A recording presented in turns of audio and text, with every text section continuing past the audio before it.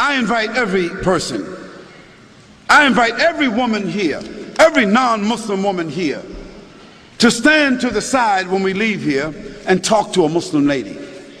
I mean, now, let's not ask Barbara Walters about how Muslim women feel. You know, let's not ask Tom Brokaw how Muslim women feel. Let's not ask CNN, ABC, Fox. Let's not ask the London Times or the Australian Times. Let's not ask non-Muslims about how Muslim women feel, how they live, what are their principles, what are their challenges. If you want to be fair, ask a Muslim woman. Ask my wife.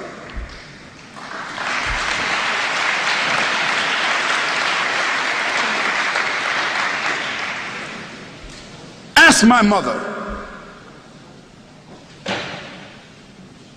You see, ask a Muslim woman that knows her religion, who has a relationship with her Creator, who is stable in her society, understanding her responsibilities, her relationships. Ask her. And after that, I think you should be fair, that you don't need to ask someone else. But the problem is, no one really wants to ask Muslim women. We want to take pictures of women in Afghanistan, and pictures of women in Palestine, and pictures of women in Pakistan, and pictures of women over here, and we want to listen to what people say about female circumcision, as if Muslims got women, 1,000, 10, 30,000, 40,000 Muslim women all over the world is being circumcised. Some crazy Steven Spielberg stuff.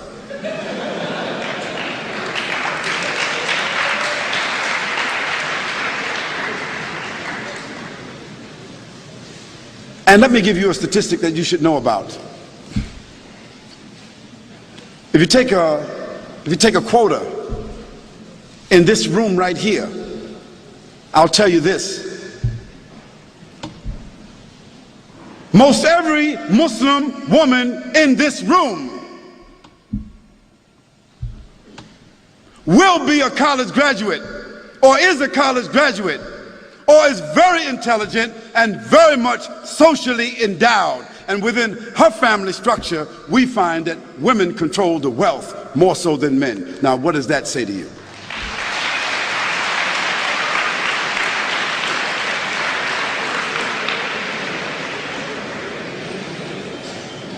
Now, where you find women oppressed, women exploited, women mistreated among Muslims, that is because those Muslims themselves are not representing the principles of the religion. And in every religion you got black sheep.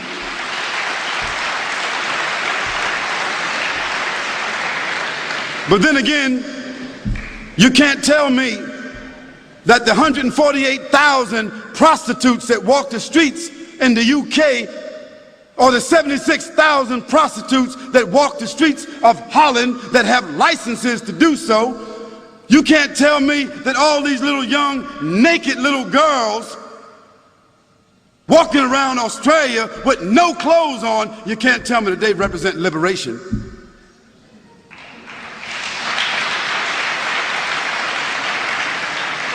You can't tell me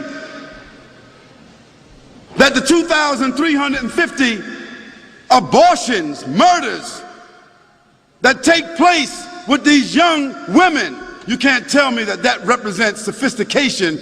You can't tell me that that represents liberation. You can't tell me that a naked woman sitting on a chocolate bar, a naked woman selling everything, toothpaste, everything, you can't tell me that doesn't represent exploitation. So let's put things in context. Let's talk about things correctly, and let's be fair, and let's be objective. We can talk about that a little bit more if you want to. And let me give you one more statistic. One more.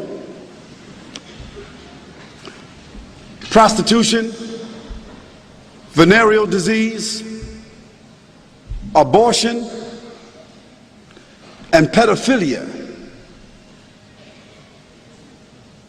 And this horrendous number of children being raped and kidnapped that exists in the Western world. It is almost unheard of in the Muslim world.